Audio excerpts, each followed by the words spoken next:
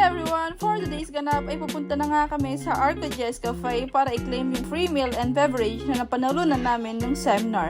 At pagdating nga namin doon ay na-amaze agad kami sa place. Kaya naman if you're looking for beautiful and relaxing cafe, punta na kayo at date nyo ako. Located nga po pala ito sa Zone 1 Pacul, Naga City. Along the road lang siya guys, kaya makikita nyo siya agad. Then close po siya ng Monday to Tuesday and open po siya ng Wednesday to Sunday. At kung makikita nyo po ay sobrang relaxing nga talaga dito dahil punong-puno ng puno siya at puno. At kung talaga namang mahilig ka sa nature ay punta ka na dyan. Oh, Shala, akala mo naman talaga business partner ng Arco Jazz. And ang kagandahan nga dito ay mababait yung staff ng Arco Jazz. Shout out sa inyo guys!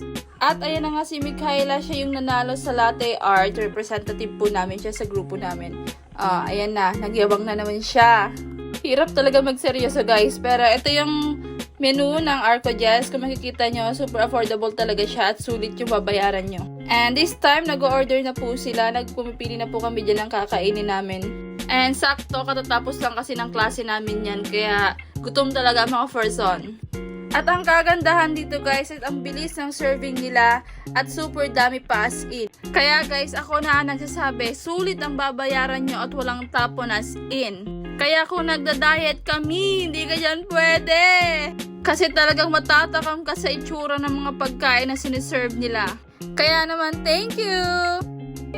Ay, kaya Harsy, At ayan nga, feel naman ni Akla. Kala mo naman talaga, mukbang yung content.